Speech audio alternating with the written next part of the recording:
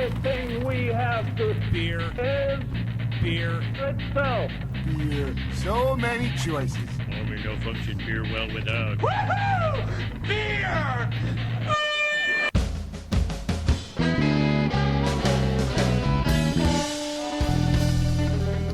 Hello and welcome to another episode of Beer Busters, where we're going to bring you the news and reviews of some wonderful brews. My name is Dan Baker, as always joined by my co-host and brewologist, Steph Hefner. and our fermenter-tainer, Wayne Baker. Now today we are once again on location somewhere. I'm very excited to be here because it's a very cool little room in literally a barn. We are on site at Outta Hand Brews, and we have two guys with us that have been very kind enough to bring us out here, feed us, and hopefully get us drunk tonight. Gentlemen, Food and beer. And beer, yes. So gentlemen, if you wouldn't mind introducing yourselves, we have Matt Kennedy. and Joe Moran. gentlemen, thank you so much for having us out here. Now, a little backstory to this episode. We were supposed to do this like a year ago, roughly. Yes. Correct. But better late than never, right? Most anticipated episode ever. Yes. Back then, there was talk of like 14 beers. And I think strippers were mentioned. Strippers always need to be mentioned. Oh. We were waiting for square root of 2 to develop. We've toned down our ambition a little bit, I think, for the best. Yeah. We're So in the barn, you have a sign. Yeah. There you go. That's That's true. you did. Yeah, I got to get a picture of that. Oh man. So let's I'm very anxious to get to the beers that we have. So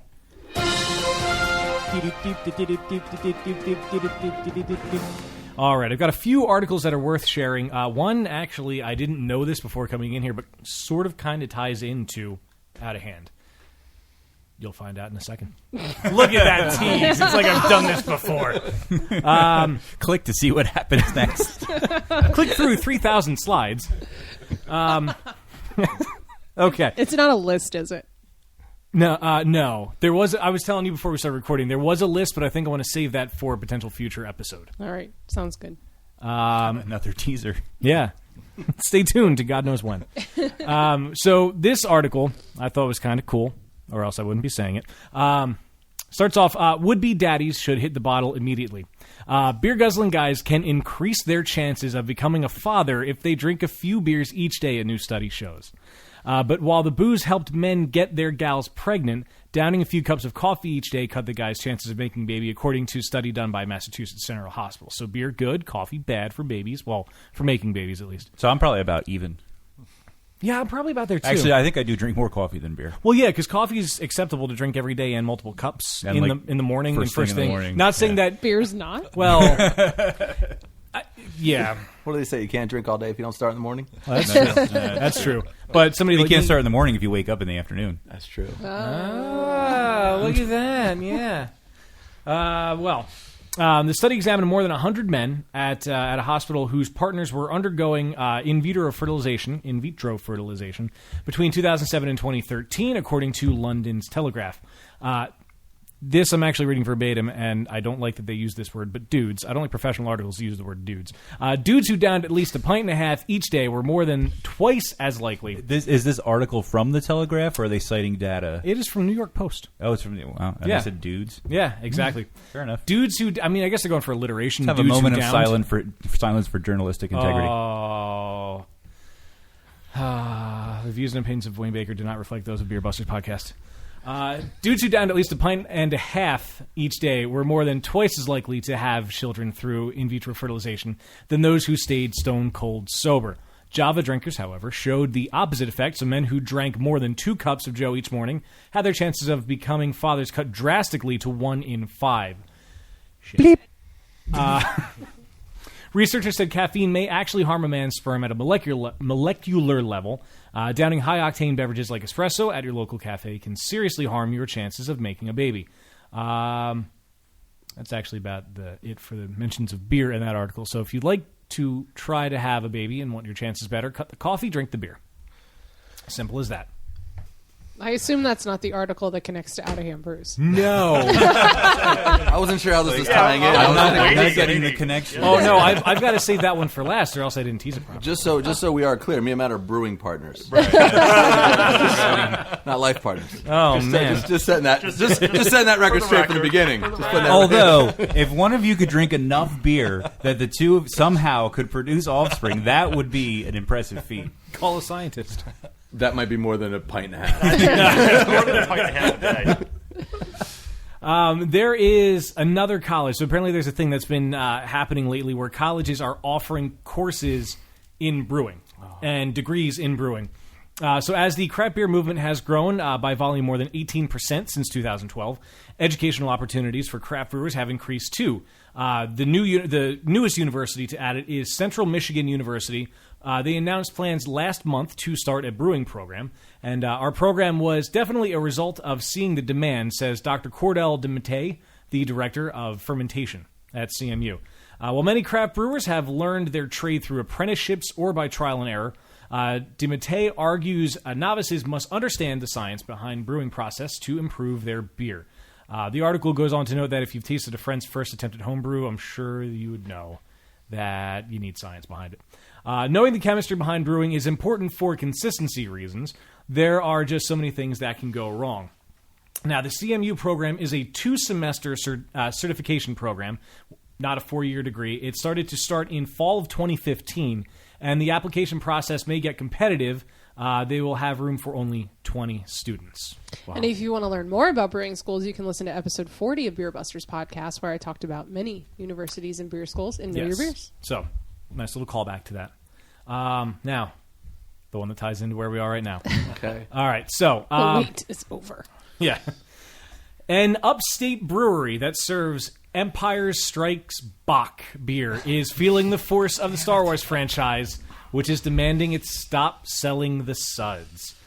Fans will likely mistake Empire Brewing Company's German-style Bock lager as an official Star Wars product, says Disney-owned Lucasfilm, which filed a legal notice to stop the Syracuse-based brewery from using the name.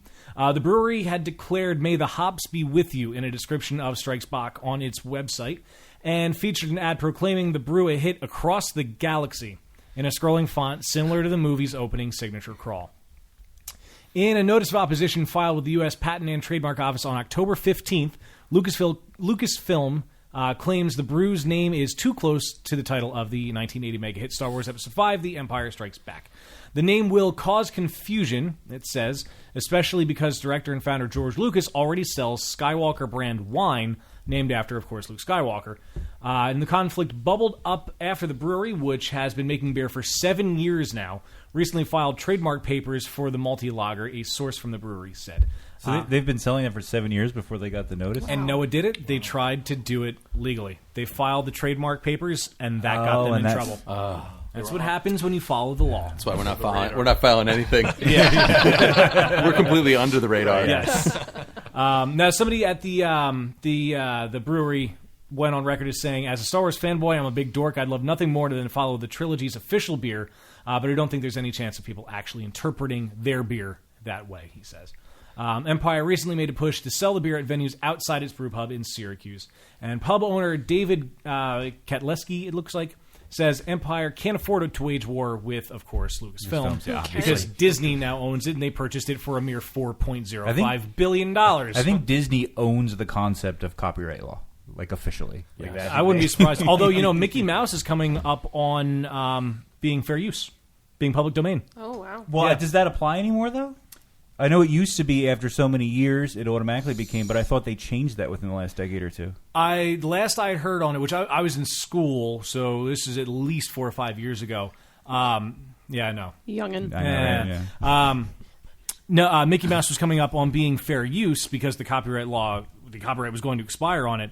But they made a special exception for Disney to continue the trademark and the copyright. And you know what? It's probably because I think Disney. It was works created before like 1935. Which Steamboat Willie was the 20s. Still fall under the old, after 60, 70 years, it becomes public domain. Yep. So that's probably why. Yep. So but they're Disney. They own the law. Exactly. Yeah. I mean, you can buy Star Wars for $4 billion and not even bat an eye. So we'll see a lot of beer labels with Mickey Mouse on them coming up shortly.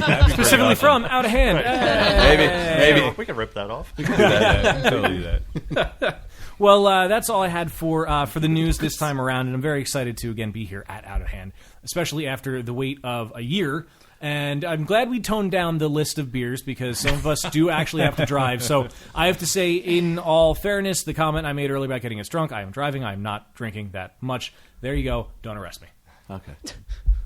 Anyway, thank you for having us. The out. last list was you were going to sleep in the back of your car, I think, was the last list. Yeah. Hey, I mean, I'm not opposed to that. I just have to be at work at 10 tomorrow morning. Okay. Tent in the backyard. Yeah, we'll see. There we go. We got a couple to taste. Yeah. Yeah, I'm excited for what we have, though. It looks like a pretty impressive batch. I already can't talk, and Have I you swear. been getting into it already? Yeah, no, I swear my glass is empty, and I kept it that way. Anywho, thanks for having us out here, guys. Yeah, no, thanks for coming. Sure. Thanks for coming and setting up all these microphones and everything. Oh, yeah, no problem. It's I oddly enough enjoy doing that. Now, how long have you guys been doing the whole Outta Hand thing?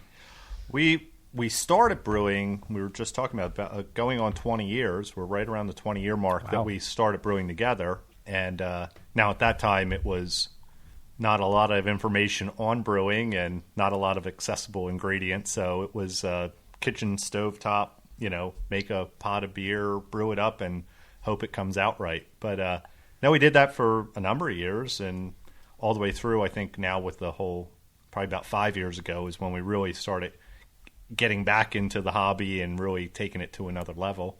And as we were progressing through different systems and equipment, and that's where the name kind of derived from, was this is getting out of hand, Yeah. So that's the origin of the name. Very cool. And so in the interim of starting it and then coming back to it, had you guys kept up on it at all, or did it just kind of fall by the wayside? We were pretty hardcore into it, and that was at a time when Belgian beers were just kind of hitting the scene in the United States, so that played a big part in it. And then probably 3-4 years in, we kind of scaled back, maybe brewed once a year, and that was kind of the level for a number of years. And then 2007, 8, was as the craft beer boom started back up, we got back into it as well. So we had our hand in it the whole time, but highs and lows. Yeah. We were at a homebrew festival for Philly Beer Week this year, where you guys were pouring. Do you guys have any plans for like distribution or anything like that, or is it really just kind of back here for now? Just a hobby. Cool. Yeah. Hey, just fair a enough. hobby. This is just for fun. Yeah. It's a pretty good hobby to have. Yeah. Is it just you guys that are involved in it, or do you bring anybody else in to help out? No, just us. Yeah, we have never really done a collaboration. I don't think we've ever even really done a collaboration beer per se. No, really, yeah. We've always just worked on our own, and yeah, it's been fun doing that. Now, talk a little bit about the progression of how your system has grown, because we're sitting here in your barn where you guys do a lot of your brewing, and there's some pretty massive equipment in here right now. So talk about where were you in 94 when you did that first extract lager, and how you've grown and where you are now.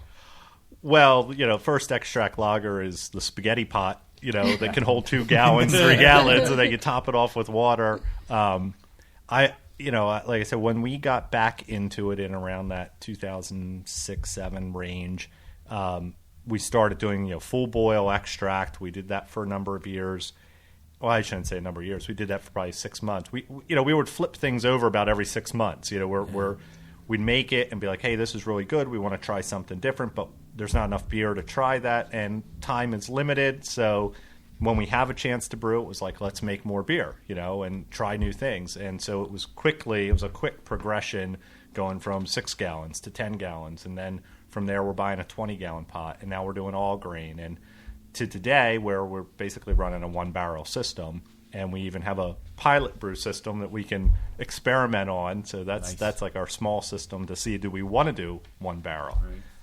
But it happened pretty quick. I mean, it was a constant jump. Every 6-8 months. We're like, oh, let's ramp it up because we don't have that much time to brew.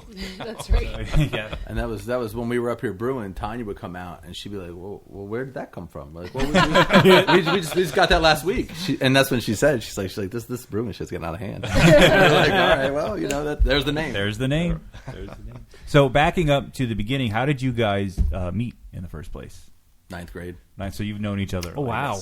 Since school. 9th grade, Yep, yeah. went to high school together. So you guys were Matt looked like Billy Idol back then. he had a black like 3-inch spike, all gelled up hair, and Nice.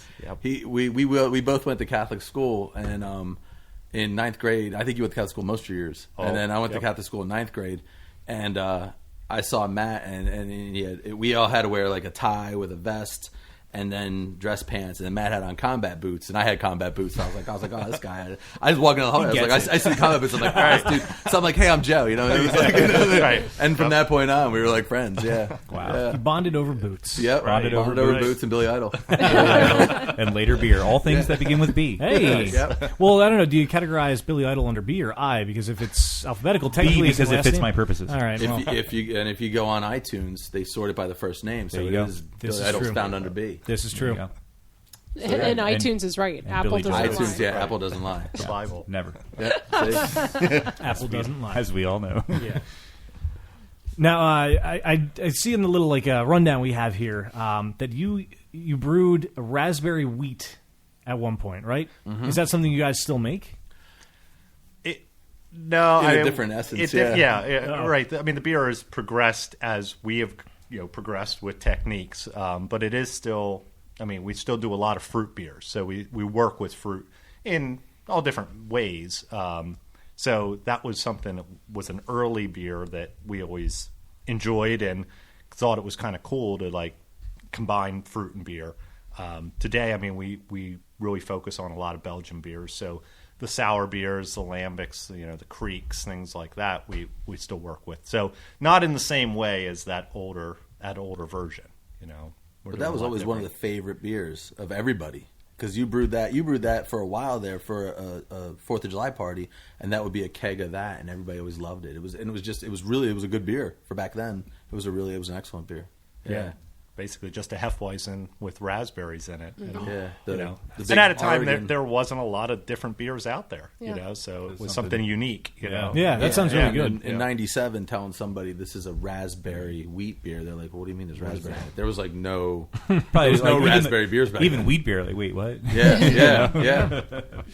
That's true. That's pretty awesome. It's awesome you guys have been doing it for that long And- too. I mean, you've seen it all. We were saying when in '94 and later, it was when you went into a homebrew shop, there was ale yeast and lager yeast. That was it. And that was it. That was it. And we know some people that are in the microbiology, and they started bringing over Belgian beers in '89 was when Schmee came to the United States, and they would actually harvest the yeast because that's what they did as their job. So they would harvest the yeast and brew Belgian beers. But if you went to back then, it was Brouhaha. Yep, outside of Kutztown. Yeah, outside of Kutztown. You couldn't get a Belgian yeast. You couldn't get now you have Sour Mix 1, you have Roselaire, you have all these different yeast strains, and you have, 14 different Belgian yeast strains, and you couldn't get, it was lager yeast and ale yeast, and that was it. And, it was it's interesting. Yeah. I think, especially going back, it was as much like a lack of ingredients were out there, but also such a lack of knowledge. I mean, you didn't really understand what the yeast was doing. You knew you dumped it in, there was some transformation, you got beer out of it. Turned into I put in yeast, I get alcohol out the other end. You didn't really know what it was going to do, and all the ingredients were that way. There wasn't a whole lot of resources to kind of learn that. And I think even a lot of small commercial brewers at that time didn't have a great understanding of it either. I mean, that's kind of what was that little dip in that craft market was they were starting making pretty bad beer, Right? And people got away from it, So And we the were other learning. thing in '94 is as old as this sounds, there was no internet. Yeah, There was no that's internet. true. You had to That's buy a true. book at a homebrew store to learn anything.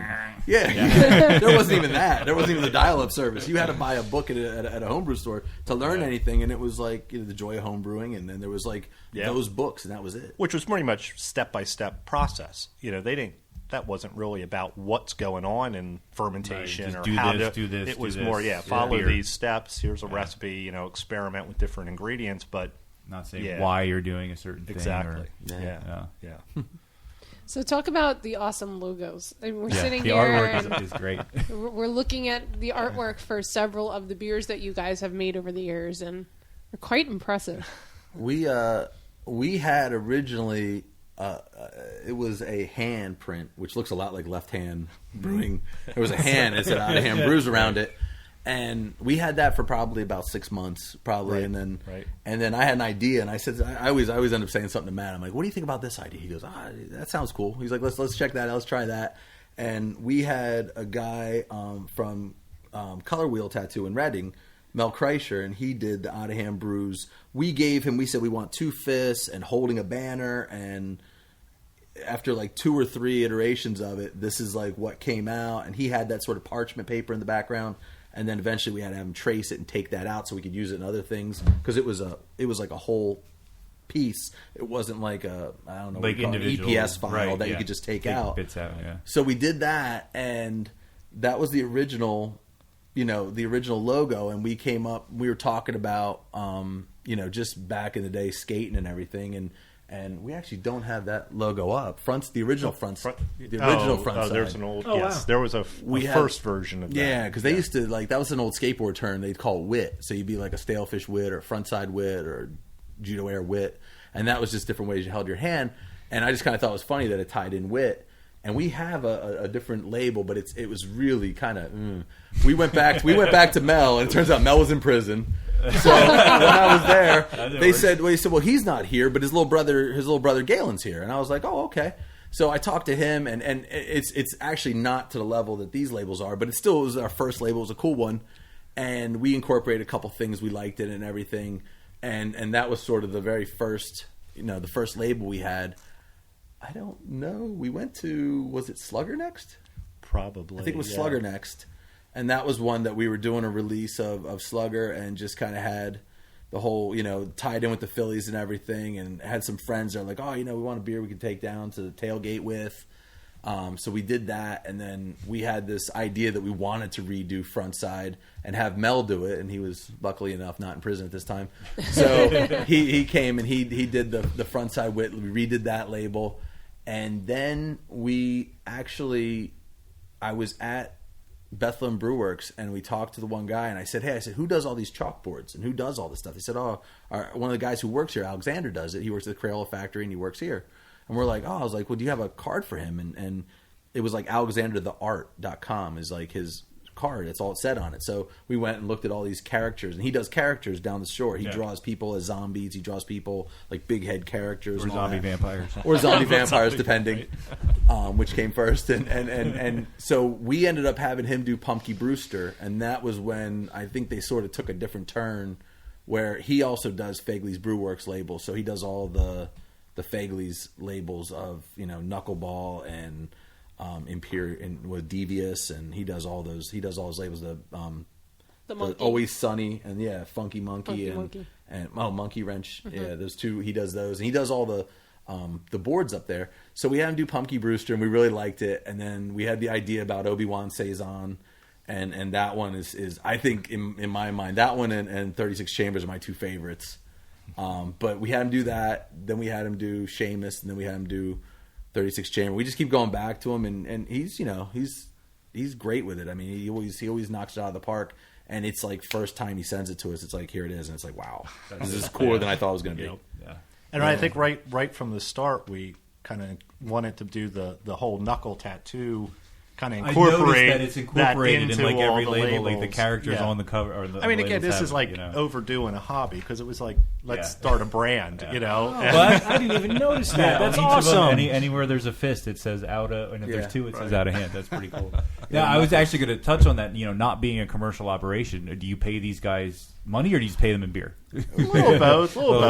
Mostly beer. But it's mostly just like, hey, this is a cool thing to do. Right. It just kind of like you and snowballed. me. Yeah.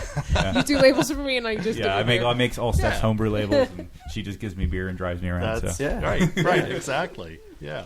And it's a great opportunity for Alex, too, because you probably just give him free reign. Here's the beer. Maybe here's an idea. Go for it. And he gets to just be creative and come up with these amazing ideas. And right. Yeah, we draw him stick figures. And it's got to be nice as an artist to be doing a commercial art, but not having a corporation over your head. Oh, you can't do this. You can't do that. Yeah, and that's the whole thing. We have everybody's always like, well, hey, man, aren't you nervous that, George Lucas? I'm like, how would George Lucas find us in the barn? Yeah.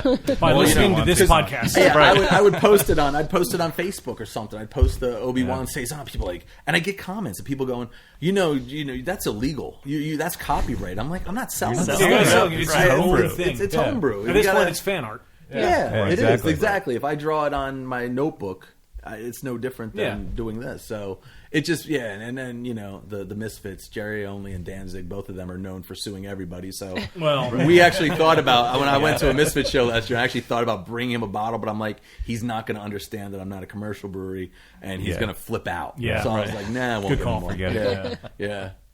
So, but and then I think our most recent is Seamus. Yeah, that's the most recent one. The stout, with the tooth. The That's tooth. the best part. Sean from Railroad getting punched too. Getting his tooth punched out. Nice. Yeah.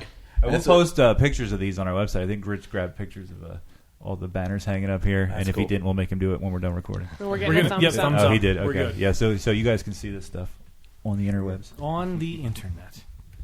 All right, so now that we've got to know the guys that have invited us out here, I'm getting kind of thirsty.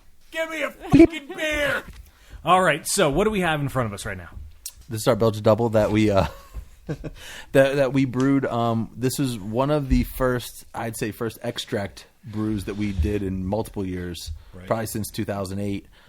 We did it sort of as a starter for the quad we were going to brew 2.5 weeks later. So we brewed this on a Wednesday night, and then we were brewing the quad 2.5 weeks later on a Saturday.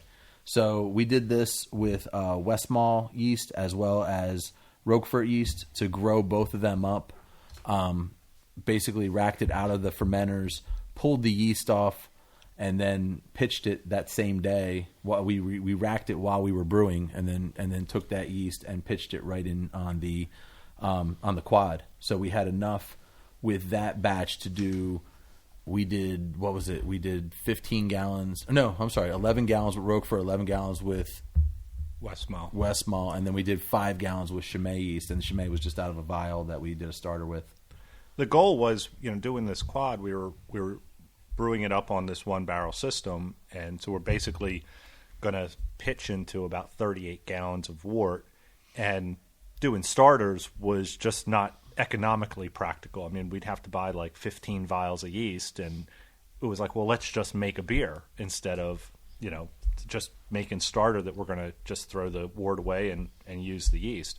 So we thought, well, let's make it easy and just do an extract, and that's all a starter is anyway. So add some hops, do a recipe, and get a beer out of it. So bada bing, bada boom. That's the beer you're having, and I mean, we loved it. This is actually done well in competitions. I can see as why. a double, and I think it shows too. I mean, I think what we were impressed is, and you hear a lot of people talk about it, you don't have to brew an all grain batch to make good beer. I mean, this is just like I said, very simple extract. Yeah, and it comes across very well. I see why it would do well in competitions. I mean, it smells like kind of reminds me of like a banana smoothie in a way, and I love it. And I don't laugh at me, Steph. No, it was just funny. I wasn't making fun of you laugh. I was Okay, laughing with me for once. Yes. Oh my god. But it smells like for a once. yeah. Come on now. No, it smells like a banana smoothie up front. And then you take the sip, and like the banana hint's kind of there, but then the malt backbone comes through, and it rounds itself out very well. It does have a nice malty character to it, yeah, and it does have that banana, that yeasty, The estery kind of that, the aroma. I get the dark fruits. That's what I get. Yeah, there's a little bit of earthiness to it then too. And that's one of the things we always tell people. I see people at different homebrew clubs that we go to, and they always say, they're like, yeah, I'm brewing extract right now, but I want to make better beer, so I'm going to get an all grain system. And I always say, I would sooner invest in temperature control for your fermentation than get an all grain system, because you can. I think that your fermentation temperature is probably the most important part of your brewing and making beer that tastes like commercial beer rather than homebrew. Yeah, and I think a lot of people get caught up in the malt bill and the hops that are used, and sometimes you get the feeling people don't pay as much attention to the yeast, and that's really where the business is. It's the yeast. It's where the yeast. business is. Where the business is. I Yeah. like that. particularly in Belgian beers. I mean, yeah. it reflects so much of the flavor and the combination of the type of yeast, and if you are doing the temperature control and you can be consistent and really hone that in, you get the most out of the yeast, and then you can really see the difference. Well, what's the difference between a Westmalle strain and a Roquefort strain or Chimay? And I mean, they are very different, but you have to have that control. If you don't have that, then you're kind of like just throwing darts, and you never know what you're going to get. Is it the yeast? Is it because it got too warm? What is it? Too many factors to consider, yeah. Right. And just for our listeners' information, this is an 8.5% beer. Oh, hey. And it is the lowest ABV beer that we will be trying this evening. Oh, Which is why we're sharing one bottle. All right. It's very, very, very good, though. I really like this. It's very drinkable, too. I like that. It goes down pretty easy, especially for 8.5. It doesn't taste 8.5. Yeah, I would nowhere near 8.5 if I had to guess. Wait till you get to the quads. Oh, bring it on. They're just as drinkable, and they're 11.5. Oh, man. And that's one of the other things I think with fermentation control is you have situations where everybody's like, oh, I brewed on a Saturday, and then, it was 80 degrees out the next day, and I had it in my basement, and it went to 75 or 79 or whatever. And then you get, in those first couple of days, you can get it where you have this hot beer if you're making a beer that's over 8%. And, we have the lucky situation where in Matt's basement we built a cold room. So we keep that room at 58 degrees all the time and then put heat wraps on everything. We cool it down to 66, 67 degrees. And then we set the heat wraps at 68 and they stay at 68 for 2 days. And then we start to ramp it up and then you get those esters without that hotness. Mm-hmm. And that's one of the things I think that, really makes a big difference in the flavor and the drinkability of it. Because if it tastes like there's a shot of vodka in it, you're gonna go, wow, this is really alcohol-y. Yeah. Mm-hmm. And that's why some people, they drink our beer sometimes and they go, oh man, is this really a big beer? Seriously? Right. And then all of a sudden they're wobbly and I guess it is AKA stuff. Yeah. at the Outta Hand Brews probably 2 years ago. Whatever. When you first met, is this seriously 10.5%? Well, I challenged myself to try every single beer. You guys had there was 20 of them. 20 beers. I'm like, I must try every one of them. Try them all. Wow. Rich was driving. Of course. As always. Rich is always driving. That goes without saying. All right, so I know that's the only beer we're going to try right now with more to come, and I'm pretty anxious to get through those. So, Wayne, what do we have today for Happy Fun Time Game? Cheers, and welcome to Happy Fun Time Games, the show for beer and trivia enthusiasts. I'm your host, Wayne Baker. Is this NPR? On this episode, beer has existed since the dawn of human civilization, and weird things have been occurring for even longer. Today, we celebrate the confluence of these two things, the brew and the bizarre, in a game called Call My Beer Bluff. Headline edition. As Wayne gets another beer poured right in front of him. That's awesome. In this game, I will give you 2 beer-related news headlines, and because you can always trust everything you read on the internet, one is real, and because you can never trust anything that I say, one is fake. You will have to determine which is the real headline. And we will begin, as always, to my left with Dan. Here are your headlines. Tell me, which one do you think is real? Pong Beer, the new drink designed for beer pong, or beer maker sued for selling official beer bong. What? So we're supposed to say which one is real? Yeah, one's real, one's fake. Yeah, I mean, I get that. They're headlines. So one it of was them's real, one of them's fake. A beer pong beer. Yes. Or a brewery selling beer bongs. Like, what would be so special about a beer pong beer? Just get the shittiest beer you can drink and throw a ping pong ball at it. But it could be a craft beer pong beer. That's true. I'm going to go with the beer bong. You're going to go with the beer bong as the real one? All right, Yes. Steph, what do you think? No, I'm going to go with the other one, the You're first gonna one. Go with the beer pong beer? Yes. Joe, I'm going beer pong You're beer. going beer pong, and Matt? Beer pong real. Beer pong real is correct. Dan, Yay. unfortunately, you're the only one who got that wrong. In case college kids don't have enough options for cheap swill, a brewing company has designed a beer exclusively for beer pong, creatively named Pong Beer. The company estimates that 50% of college students play beer pong and that beer pong-related products have raked in $20 million in sales. The brew comes in a 30-can rack pack for $18, No doubt. which 30 pack. includes 2 ping pong balls. If you buy 2 rack packs, that gets you a convenient package of 16-ounce cups and 4 ping pong balls. Pong Beer's goal is to unseat the unofficial king of beer pong, Keystone. Wow. Keystone? Really? Yep. Wow. I'm thinking we should make a beer pong There beer. you go. Pong It Beer. could be like a guy throwing a beer pong and you can see like his knuckle while he's throwing it. There you go. The wheels are turning. That's a good idea. Make it another quad. I bet you. Yeah, right? Quads are not good for drinking. Everybody generally. wins. Everybody wins. After the first throw. Game over. Yes, Pong Beer is really real. Moving on to Steph, tell me which of these headlines is true. Hiker fends off bear attack with beer, or Bear downs 36 beers, passes out at campground. I hope it's the second one. You hope it's the second one, says Steph. Joe, which one do you think? I'm going with the second one. The second one That as sounds well. good. All right, Matt. I'm going to go with the first one. You're going to go with the Yes, first one, yes, fending yes. off a beer with, fending off a bear with beer. Dan, which one do you think is true? I want to go with the second one, and I want pictures. You won pictures. I don't know if there's pictures, but that is the true story. Matt, unfortunately, you were incorrect. When state fish and wildlife agents found a black bear passed out on the lawn of Baker Lake Resort in Washington State, there were some clues scattered nearby. Dozens of empty cans of Rainer beer. The bear apparently got into campers' coolers and used his claws and teeth to puncture the cans, but not just any cans. He drank the Rainer and wouldn't drink the Bush beer, said Lisa Broxton, bookkeeper at the campground. The bear did try one can of Bush, but ignored the rest. A wildlife agent tried to chase the bear away from the campground, but the animal just climbed up a tree to sleep it off for another 4 hours. After finally herding the beer away, it returned the next morning. Agents then used a large humane trap to capture it for relocation, baiting the trap with the usual donuts and honey, and in this case, 2 open cans of Rainer, which did the trick. Bear drinks 36 beers and passes out at campground. That is the correct story. And Joe, you're up on this one first next. Tell me which of these is true. A spa where you can bathe in beer, or Japanese company developing beer cologne and perfume line. A spa where you can bathe in beer. Spa bathing in beer, says Joe. Matt, what do you think? I got to go with the spa. You're going to go with the spa as well, Dan? I'm going to go spa, and I'll tell you why after Steph goes. All right, after Steph. I'm also going to go with the Steph's spa. going to agree with everybody, and everybody's absolutely correct. Why did you choose that one? There was an article on Gizmodo about taking a bath in a beer, and it seemed like something that was real. Okay, fair enough. I don't think my information came from Gizmodo, but it is a true story, so it was probably about the same thing. In the lake region of Pennsylvania's Pocono Mountains, not too far from here, a destination spa is luring craft beer lovers away from weekend getaways of beer How sampling far is it from and Shawnee? brewery tours. Is this the one that had the clothing... I remember that. Yeah, I don't it was know. like it was a mandatory the beer fest. nudist beer The nudist fest. beer Yeah, fest. That I was up don't- that You way. could not wear clothes this beer fest. It wasn't mentioned in what I looked at, but I don't remember. That was in the Poconos. This resort is offering the ultimate beer experience, the chance to bathe in beer as well as drink it. I'm hoping it's not the same beer.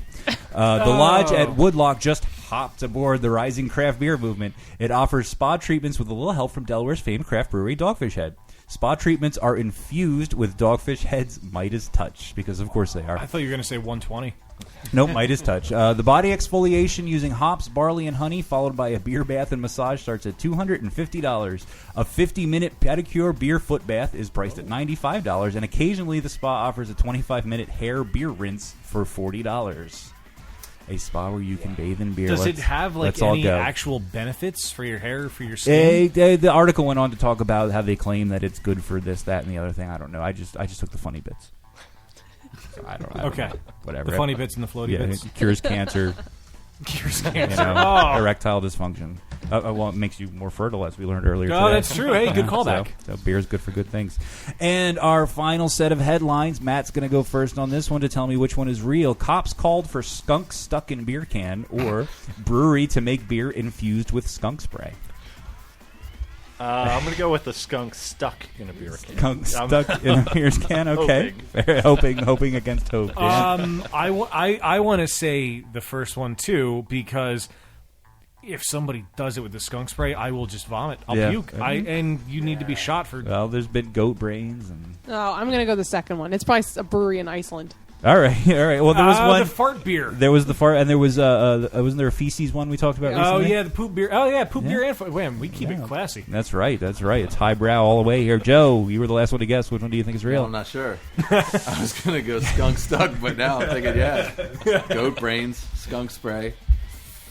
I'm going to go the first story. You're going to go the first one? Skunk Good stuck. choice, because that is correct. Steph, I'm sorry. You're the only one who got that one That's wrong. all right. It was worth a gamble. Giving a new meaning to skunked beer. Cops received an early morning call on a Sunday from a resident who reported a skunk with a beer can stuck on his head near the Beta Theta Pi fraternity house close to Miami University. They said the poor thing was banging, couldn't see where he was going. He was running into shrubs. Sergeant John Varley said 2 officers responded. Of course, they snapped a picture and then called for animal control to deal with it. An agent was able to remove the can without harming the critter and miraculously without getting sprayed. The skunk was then released. Poor Skunky. And I'm going to add up the points real quick and see who our big winner is today. And it is looking like by a margin of one single solitary point with an absolutely perfect score is Joe. You're our big winner today. Everybody else with a good showing coming in second place, tied 3 ways with 3 points apiece. Nice. Thanks for playing, and I hope you feel a little smarter. Thanks for hosting, We'll and I catch you don't. on the next side. Good NPR Happy Fun Time game there. Do you want to see my notes? Oh, God, what do we... NPR voice. Oh, God, that's frightening. All right, well, in case we wanted to feel a little smarter, let's learn something. Know your beers. All right, Steph, what do we have on tap as you finish up your double? This was probably the easiest episode ever to choose which style of beer I was going to talk about. Because Joe's like, quads. That's what I'm drinking. That's what we're drinking, quads. So let's talk about the quad. Inspired by the Trappist brewers of Belgium, a quadruple is a Belgian-style ale of great strength with bolder flavor compared to the double and triple. Typically a dark creation that ranges with deep red, brown, and garnet hues, it's full-bodied and rich and malty.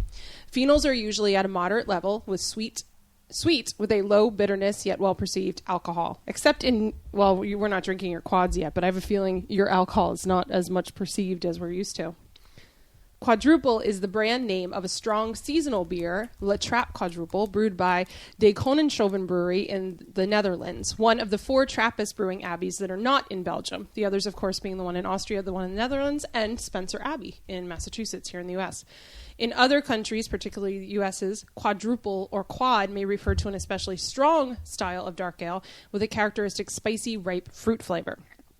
A quadruple is intended to be stronger than a triple, so the ABV strength can be 10+%, and beyond that, there's really little agreement on the status of a quadruple as a style. So why are these Belgian beers called a double, a triple, and a quadruple? The Master Brewers Association of the Americas provides a very technical theory on how these beers got their names, based on the Parry-Guile system of mashing. In this system, you drain off your first runnings of wort and keep it separate. This leads to a first runnings with a fermentable sugar content of about 22.5%. The second wash, after the first has completely drained, would be less strong, around 15%. The final wash would end up with a sugar content of about 7.5%. So working backwards, the double has 2 times the sugars as a single, a triple has 3 times the sugar as a single, so you have 3 beers with 3 different strengths brewed from one mash. While most people no longer use this system, it might be a good historical explanation on how these styles got their names. A single is usually lower in alcohol, a table beer, reserved for the daily use of the monks, ranging from between 4.5% to 5.5% ABV. A double is usually darker, amber or brown in color, with an ABV between 6 and 7.5%, like Chimay Red. A triple is a golden beer ranging from 8 to 9.5%, sometimes even higher, and Westmalle and Chimay White are great examples of this style. A quadruple or quad is the highest alcohol in virgin, and the majority tend to be dark brown, but there are a few that fall in the golden amber color range as well. Some examples include Chimay Blue, St. Bernardus Apt 12, which, by the way, is Rich's dad's favorite beer ever. Hey. Nice. Thank you. The man knows how to choose his beers.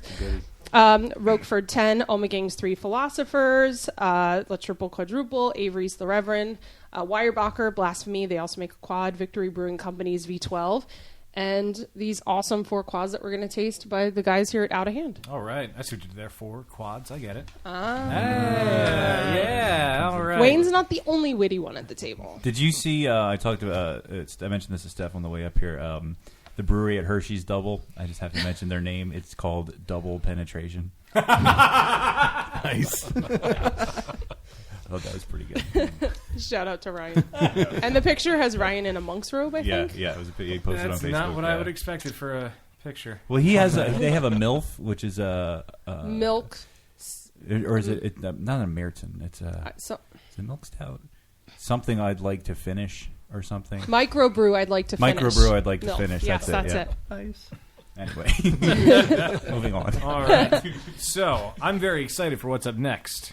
Beer me! Beer me! Beer me! Beer me! All right. So, what do we have up first/second?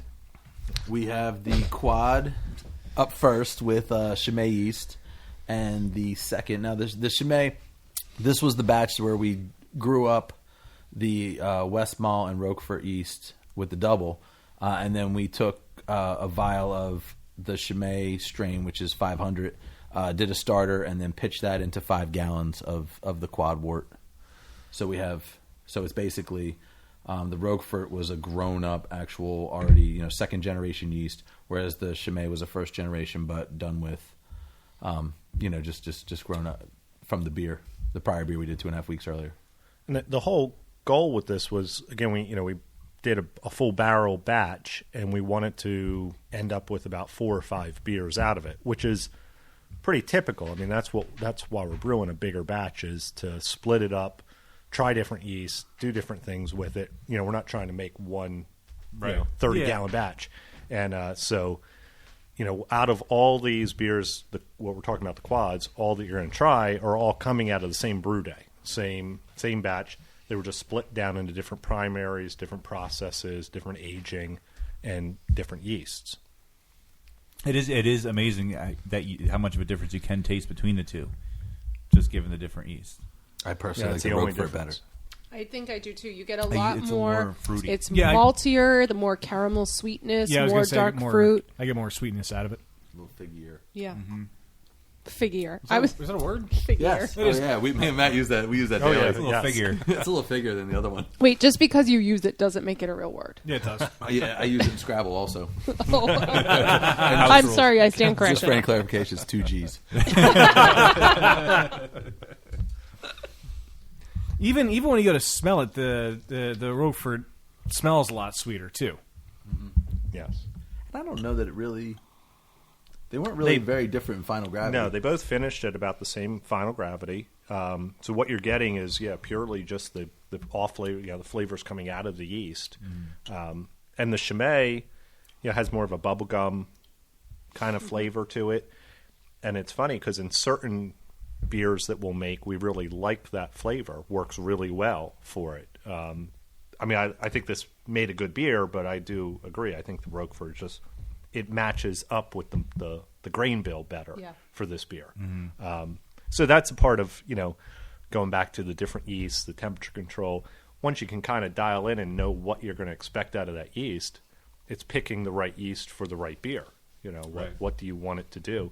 We recently did a Belgian blonde and used the Roquefort yeast in part of that.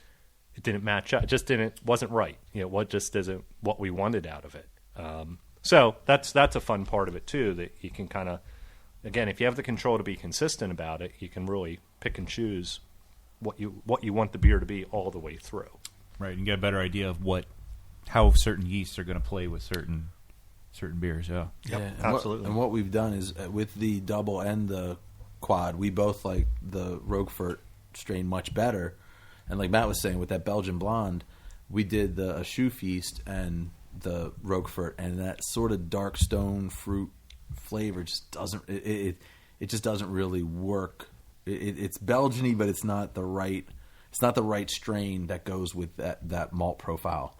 And that's where the Ashoof and Chimay goes really well, I think, when you're doing things like blondes or golden strongs or things like that. I think the Chimay strain and the Ashoof strain work really well. And not that those breweries don't make dark beers, or they make quads and they use their strain, and that's the one strain they use, and it's it works for them. But I just think that the Roquefort kind of just goes better in our recipe. Yeah, I think that's to credit these breweries that we're getting this yeast from. Chimay and Roquefort and Ashoof, and it's amazing. They are making these incredible beers all with the same strain, and they just have it so dialed in that they know what to get out of that yeast for that kind of beer, and they've been doing it for a long time too, so they've gotten pretty good at it. And maybe if you tweak the malt bill and tweak what temperature you're fermenting at, that can all change it so drastically that you could probably dial in. We could probably dial in, if we worked on it over and over, that the Roquefort would work well with the Belgian blonde. But just with the standard recipe we had, we always did it with Ashoof and Chimay. We did it one time with the Bastogne yeast, and those are like the ones, they all worked really well. And we're like, well, Roquefort, it works so great in the quad, we want to use it again. And then you use it, and you're like, it doesn't really work that great. It just doesn't taste as good as it could. As good as it could. Yeah. I do honestly, I like the Roquefort so much more. Yeah, I think it's more complex too. Yeah, and the not that the flavor of the Chimay is. It's just boring. It's a little not flat. boring. It's more mellow compared to, and especially when you taste them side by side, it's much more noticeable. And that's one of the weird things too. And I mean, we rack these out when we brew like it's up to 40 some gallons, boiled down. And when we rack it out, we're just racking it randomly, and it doesn't get any darker or lighter. But when you use certain yeast strains, the beer will actually change color a little bit. Yeah, with no barrel aging or anything. Just the strain itself. And we've gotten same beer came out at 66 degrees, got put on the fermentation, stuck at 68, brought to 70, and it's identical from day one, racked out the same day, and they're actually different colors, and it's all in the yeast. It's just wild. Wow. Yeah. And despite the whole tradition of bottle conditioning, we rarely bottle condition. Yes. Anything. Yes. Yeah. Stick with consistency. We've had a couple bad situations with that where we really fucked up really good beers. Beers that we were like, this is probably one of the better beers we've ever brewed, and then it just sat there in the bottle and didn't carbonate up, and then we sat there and you poured it out and we're like, well, maybe we can just dump each of the bottles into a keg and then force carb it. And Matt's like, yeah, that's great, except there's sugar that's not eaten. I'm like, what if we put it into a keg and then pitch champagne yeast and then force carb it? He's like, that's not going to work either. I'm like, all right. We try all these things. Damn you, Kennedy. damn you, Kennedy, and your science. But yeah, we do try that. We had a beer, Snowmageddon, that we brewed. We brewed that beer actually at my house in the garage. It was the old kegel system. We brewed it in the garage. It snowed that day. It was just dumping snow. We're brewing in the garage. We got the thing kicked up, the door kicked up that much so we get some air in there and not choke ourselves out with propane. and we were sitting there, brewed all day. At that point, we didn't have a therminator. We stuck the pot. We stuck it actually into the snowbank. And we shoveled snow in the driveway, stuck in the snowbank, and then ran the hose from over here, ran it up, and had the coil just stuck into a snowbank. We didn't have a coil. The coil was run through a snowbank, cooling the water, then running through the beer, and then out the other side and just dumping it. It just made a big wall of ice. And at the end of the day, we ended up taking that beer and putting it into bottles, and it didn't carbonate. Right. So we took all the bottles and opened them all and poured them carefully. And they were some of them were bombs. Some of them went too much. Some of them didn't carbonate at all. So we're opening them up and it's either or it's flat. And we're pouring them into a keg. Then we force carved it.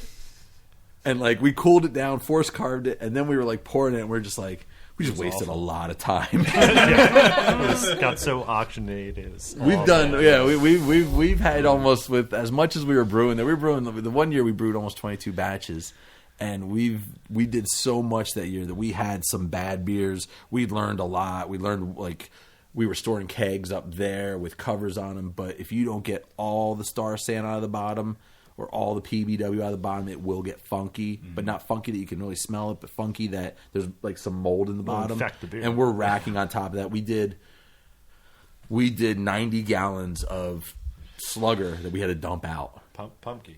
And Pumpkin. No, Pumpkin was the other one. Pumpkin was the one that we got. We got a commercial yeast strain and had 60 gallons. This is when we were brewing 20 gallons at a time. We brewed it was in the summer. It was 120 degrees in here. We brewed from 8 a.m. in the morning until 11:30 at night. We brewed three 20-gallon batches, and we got a commercial yeast strain, and all three batches taste as horrible as each other within a week. They're all sour. So what we did was we were just upset. So we took it on a dolly. We took them down to the field there, dumped them. But what we ended up doing was we were talking to somebody, and they're like, why don't you save 10 gallons of it? Just take 10 gallons and take it off. It's already getting sour. Pitch Sour Mix 1 in it and see what happens. What's going to hurt? So we took 2 5-gallon batches, pitched Sour Mix 1 in it, let it sit in my pool room at my house at 70 degrees for an entire year. Started, and it was one of those things that just got forgotten about there. I had no covers on it. It was in glass carboy sitting with sun on it for a year.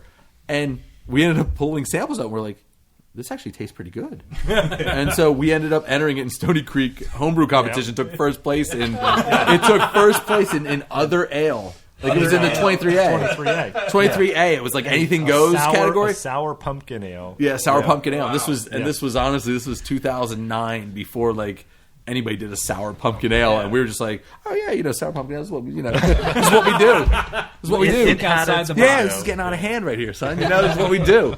But yeah, we ended up, it was a total disaster, and ended up being, and we kept those bottles. We drank a bunch of them, and then about 6 months later in the bottle, it got really bad. There was a window. There was a window. And then got bad again. It got real bad real quick. But yeah, we drank it. Why not? But no, we've dumped our share of beer. I mean, Yeah. Absolutely. We've They're not all good. Yeah. If you're a homebrewer and you haven't dumped a beer, you're not brewing enough. Right. You're not being honest with yourself. Or you're not being honest to yourself. And we have those people, too, that bring the beer and go, well, there's something wrong with it, but I'm not sure what. I'm like, what do you mean you don't know what's wrong with this? You know what's wrong with this. I know what's wrong with this smelling it. But yeah, it's one of those things. But yeah, I think in 4 years, we probably dumped more beer than some people have brewed. It was just 90 gallons at one time. It was like, and what we did was we were kind of like upset. We were at my house. It was like 9 o'clock at night, and we're just like getting ready to bottle, and it's brown colored. It's an IPA that was super light, and it was brown colored, and it just tasted horrible. It tasted like rotten bananas, like black bananas. Oh. And it turns out it was that mold in the bottom took over the beer. So when you put it in, it tasted great. You force carved it in cold conditions, and it was bad when you went to tap it a week later. And it was like, what is going on here? Yeah. So we ended up taking taps, and what we would do is we would screw it onto the Sankey, and then we would turn the CO2 up to about 25, and then and have the top with no hose on it, just the top. And as you click it, it would go like up. A Roman candle. It 25 feet in the 25 feet in the air, just shooting beer. I'm like, if we're gonna do this, we may as well have fun. I was like, so yeah. So it was all over the tree. It was all over the yard. Something got on Michelle's car. It was everywhere. Oops. Yeah. On the car. It's good for the car. It's good. It's like a conditioner. Yeah. It's like conditioner. It's like turtle wax. Mm-hmm. Well, beer spa. I was gonna like say a beer car spa. Yeah. Right? See, now I ended up picking that one. I ended up picking the spa one because somebody sent me a PowerPoint presentation of like a bunch of hot chicks in a Czech Republic spa where they're all like naked in these beer spas. And it's like naked chicks from Czech Republic in hot tubs that are filled with beer, laying in the bed that the mattress is made of grain and all this stuff. And it's in the Czech Republic. I don't know where it's at. It's in Pilsen, I think. But yeah, it's an actual spa, an actual hotel where it's all beer. And every single room has a tap out of the wall that you just tap beer. And you can drink as much beer as you want. And yeah, so... Coming out of the spa. Huh? It's not coming out of the street. It's coming out of the hot tub of your neighbor's room. Right in the ears. it's got to drain somewhere. Yeah. That's gross. All right, so what's up next? Next beer is our quad aged in a rye whiskey barrel that we got from Keystone Homebrew Shop. They sell I don't want to call it reconditioned, but they just sell drained out Dad's Hat barrels. Yeah. Dad's Hat, which came and spoke at Berks County Homebrew Club. They make rye whiskey in 15-gallon barrels so that they can, I think it's for the recipe it works, and also to speed up the process to get the distillery going and moving. They were doing a lot of 15-gallon barrels, so there was a flood of these 15-gallon barrels, and we bought a ton of them and have done everything under God's creation to them. We've molested them every way you can. Speaking of bungholes, Matt, actually, I caught him one time down in the funk dungeon. That's a whole other story, though. But yeah, so we took this, and what we did was on one of the first beers we did with it, which was Legacy Brutality, which is our Russian Imperial Stout in the rye whiskey barrel. If you use them straight from Keystone, they are very strong. Yeah. So what we started to do is with our big brew pot, we would fill them with 15 gallons of boiling water and then let them sit for about 4 hours, drain them out, cool them down, and then fill them. And that actually sucks a little bit of the whiskey out. And we then thought the obvious logical step of that is if you do it a bunch of times, then you'll get all the whiskey out, and that's not at all the case. Yeah, you'll never get all the whiskey flavor. We've boiled barrels we've boiled it, used it, boiled it another 4 times in increments of boil it, let it sit for 4 hours. It's still hot because actually it gets so hot through the wood, the metal rings on the outside get that you can't touch them. But we've done that, let it sit for 4 hours, drain it out, put another 15 gallons in over and over for 4 times. and then we were going to use them as lambic barrels, and I just used air quotes for lambic barrels because what we found out after you had the lambic wort in there for about 4 months is it tastes like whiskey. Yeah. So what we're thinking about doing with that is maybe a cherry, could be a whiskey barrel aged creek, or we were thinking about maybe putting figs in there. We're not sure yet. So we have 30 gallons of it, so we got to figure something to do with it.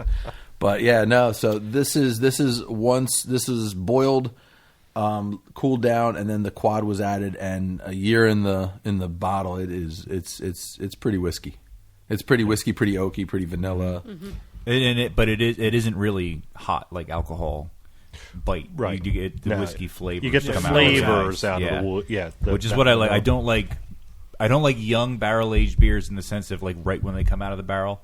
I think they're a lot better when they age in the bottle then for a while, and this is mellowed out pretty nicely. I think that first rinse gets the actual. I mean, you get these things; they have some whiskey a lot. They're wet with whiskey, so I think that rinse helps get some of that out. And then, like you said, just some time in the bottle, it just mellows it out. And this has been sitting in the bottle for since about January.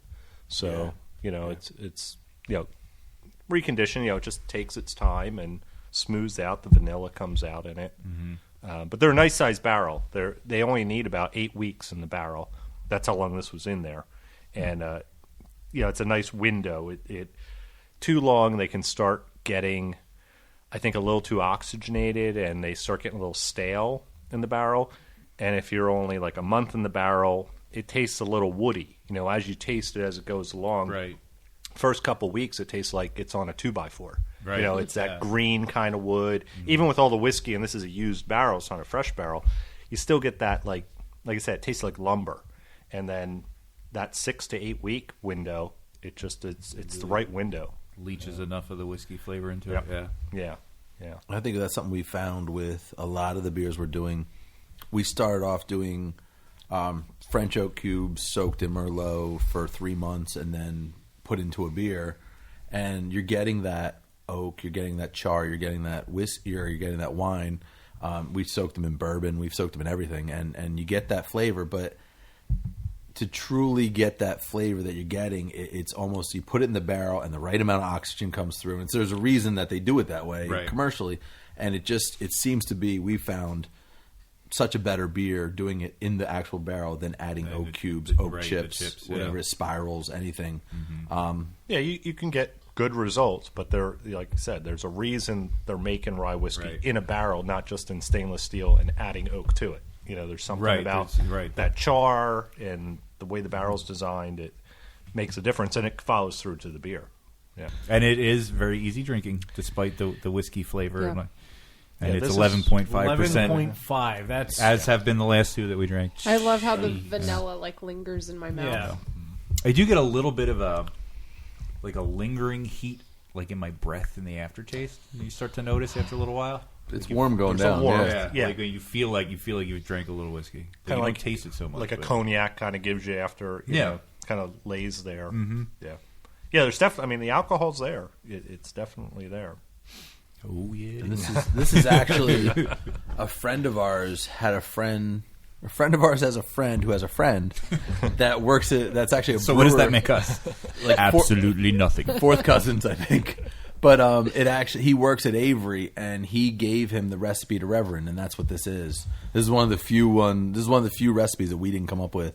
This is actually the Avery Reverend. He gave him the percentages of malt and what hops, what times, and then what yeast they use.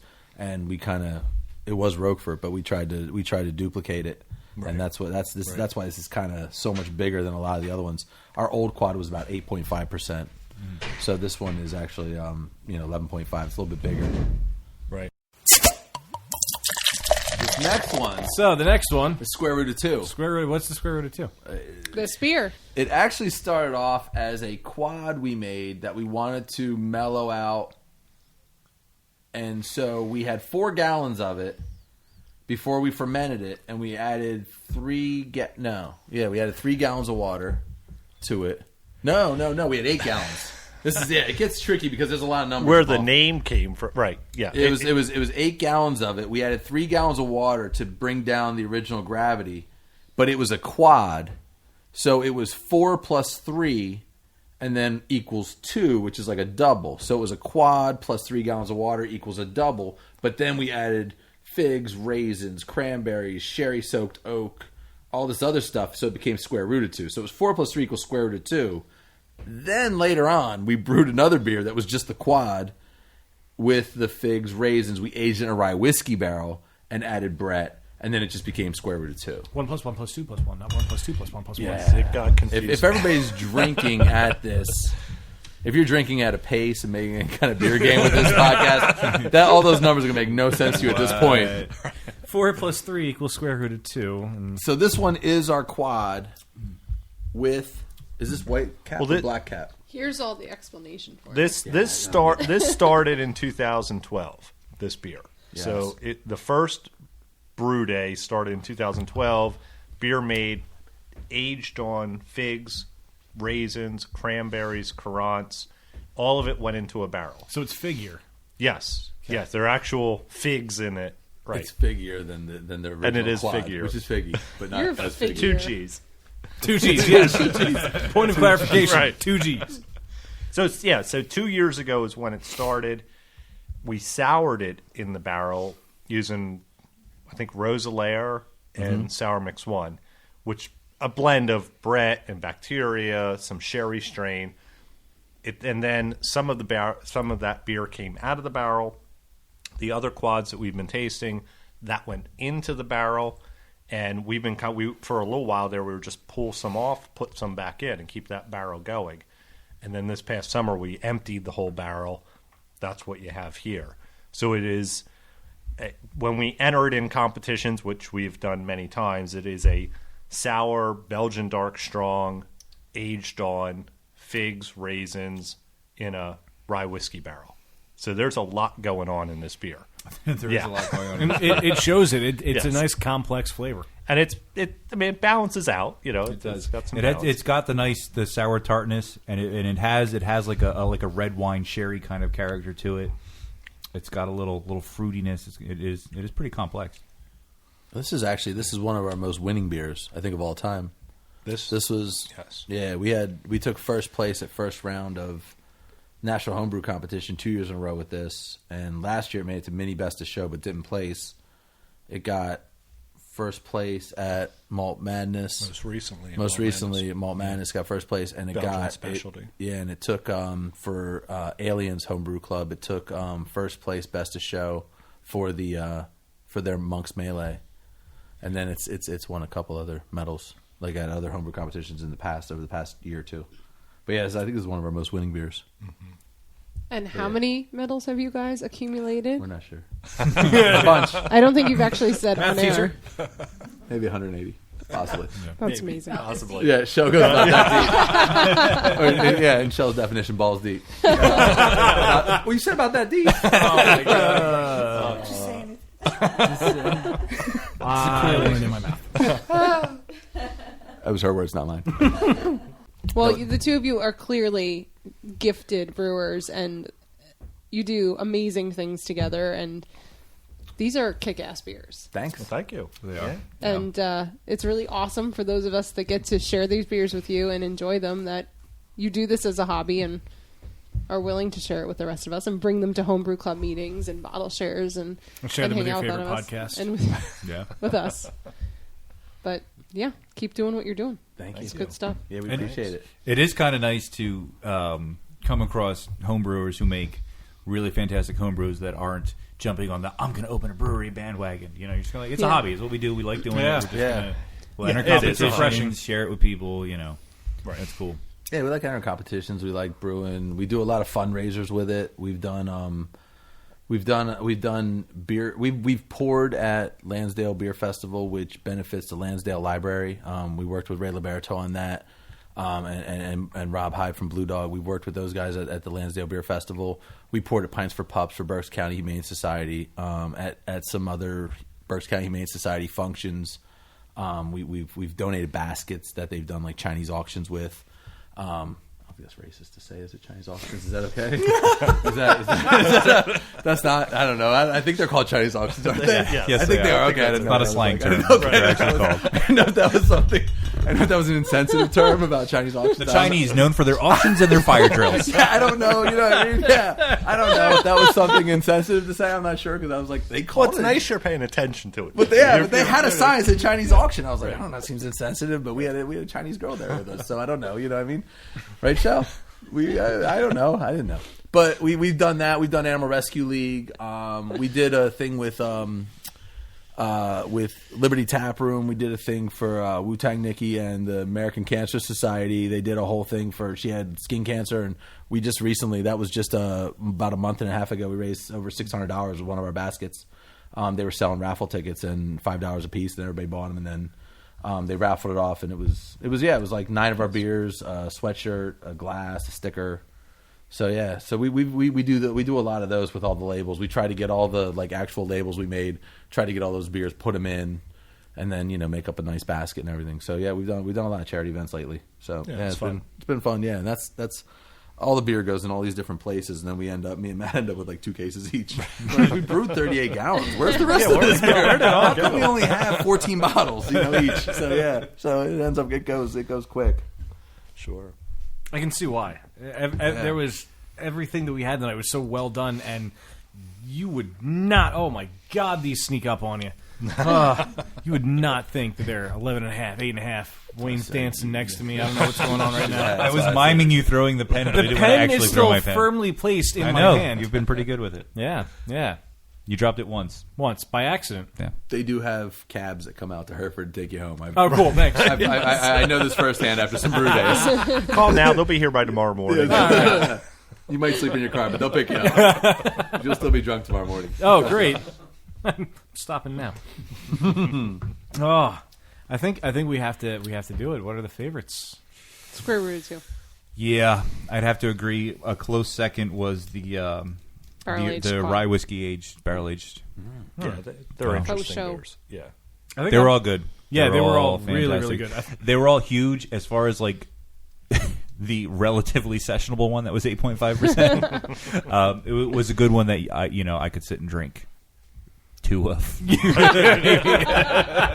ounce. right. I actually got to say, I think the double might have been my favorite. Everything else was great, and the square root of 2. He would have showed that to me last year. I wouldn't have been able to drink it. So I'm kind of glad that waited till today, instead of last year. Yeah, but Dana's slowly been warming up to sours. Yeah, but overall, I think the double had it for me. Started off smelling like a banana smoothie. What about you guys? Yeah, Sophie's choice. What are your favorites? My favorite is always Square Root of 2. That's one of my favorite beers we make. Yeah. That and Roquefort Quad. They're my 2 favorites. Yeah, I mean, I think Square Root of 2, just, there's something about those flavors, you just think about what raisins taste like, figs taste like, dried cranberries, and then add the whiskey. It's like all the right components come together. And, I think it's balanced, and, these beers are a year old. Some, like I said, some started 2012. So, I think that they don't taste stale. They've held up really well. So, Square Root of 2 definitely is my favorite out of it. So aside from the beers that we've tasted tonight, do you guys have favorites that you've ever made? Ooh. I would jump in and say Obi-Wan Saison, Okay. which was a Saison that we soured in a red wine barrel. Oh, nice. And that was probably that was an exceptional beer. That really stood out. Yeah. That's one of my favorites too. I mean, one of my go with that. too. You just hit across some of those that just like, wow, this right from the start, you knew that was going to be a good beer, and still is. I mean, we still have some of it, and you open it up, and it's just every time it just tastes right on the whole time. That and the most recent legacy of brutality was, again, a friend of a friend, but a guy we know knows a brewer at Goose Island, and he gave the exact recipe percentage-wise as well as hop schedule and everything, IBUs, for Bourbon County Stout. And then we got a rye whiskey barrel that was drained at Dad's Hat, shipped to Vermont. They filled it with maple syrup for 3 months, and then they shipped it to us. and we filled that with Legacy, which is our Russian Imperial Stout. I mean, it's about 11% stout, and it's just the maple and the sweetness and the Russian Imperial Stout. It dried out, but then you put it in that barrel with that maple syrup, and I think it just all balanced out like just right. So that's one of my favorites too. Yeah, and that's a recent one. Obi-Wan we made in 2012 maybe. Didn't you can some of that? Was that the one you canned? we gave it to Keystone Homebrew, and they canned it for us. Yes. They had a canning line come in, and we canned it, and then we made labels and wrapped it all the way around the cans and everything. And that was one of the beers we brought to Wicked Weed, and we gave it to Luke. And Luke, I was like, I brought some beers. I was talking to you online. He's like, oh yeah, hey, yeah. And I was like, here, and I handed it to him, and he like looked at it, and he's like, what the hell's this? He's like, how'd you can beer? You're a homebrewer, right? I'm like, yeah. He's like, how'd you can beer? I was like, they have a mobile canning unit that came to a homebrew shop. He's like, you can sour beer? I was like, yeah. And he posted on his Twitter, and this was one of those moments that I was like, oh, it's like, because like Luke's one of those guys are just making incredible beers, and he's like homebrew, sour in a can. He goes, yeah, you read that right, or something like that on his Twitter, and I was just like, Luke. I called Matt from like Asheville, North Carolina. I'm like, I was like, Luke's posting. Check this out. Yeah, I'm like, Luke's posting on his Twitter account, and Matt's like, who the fuck is Luke? I'm like, Luke from Wicked Weed. He goes, Wicked Weed? Because this is like when I just discovered it. He's like, where the hell's Wicked Weed? I'm like, it's in Asheville, North Carolina. That's where I'm at right now. So it was like this whole thing, and then we came back, and then I brought some Wicked Weed beers back, and Matt was like, all right, Wicked Weed. Yeah, Matt's like, all right, Wicked Weed. I get it. I get it. Everyone's Joe's best friend when he's going to Asheville. But yeah, so that was definitely we canned that sour. I mean, which was risky, but it worked out. It did because we weren't sure how canning was going to work. It was kick-ass. Yeah. Good beer. Well, so speaking of Twitter, do you guys have an online presence for anything? No. I guess if it's just a hobby, that wouldn't make much sense. Yeah, so, exactly. Screw the internet. Right. We're just making beers. You can't say screw the internet. We're distributed on the internet. We love you, the internet. I was being We love You guys are distributed on iTunes. Which I listen to you on iTunes. I don't go on the it's internet. Well, iTunes is internet-based. Internet is You so have to have 2012. You have to have an internet connection to access iTunes. It's still the internet. Huh? No, I go Wi-Fi. I don't need the internet. I go Wi-Fi. Oh my god! And the quad's talking. Yep. I think it's come to that time, Dan. It is. Yeah. However, if you Sadly. find yourself at a homebrew festival in this area and you see Outta Hand, definitely give it a try because they are awesome beers. Give everything that they have. You can't go out and buy it or anything, but if it'll be a special treat if you find it. Yes. So I just good luck, appreciate happy you- hunting. I appreciate you for saying Outta Hand because Yes. we get all kinds of people who write Outta hands. OUT-OF hands, and then there's OU. There's like all the different versions of Outta Hand. Nobody says Outta Hand Brews. So it's just I appreciate you knowing it's out of hand, out of hand, out of hand. out of hand. 'Cause there's out of hands, Right. and then there's all kinds of versions of it. Appreciate it. Well, Appreciate you doing your homework. This sadly does bring us to the end of another episode of Beer Busters podcast, and it was the famous Archie Bunker, yes, that Archie Bunker, who said, "You can never buy beer; you just rent it." Edith. And also that. Well, Matt and Joe, we can't thank you guys enough for having us out here. You're welcome. It was Thanks so for coming. much fun. Yeah, thank you. This was a blast. Yeah, it was amazing. And as always, I am Dan Baker, joined by my co-host and brewologist, Steph Hefner. and our fermentertainer. Wayne Baker. Until next time, my friends, we bid you adieu. Speaking of bungholes. Let's do this again before another year. Definitely.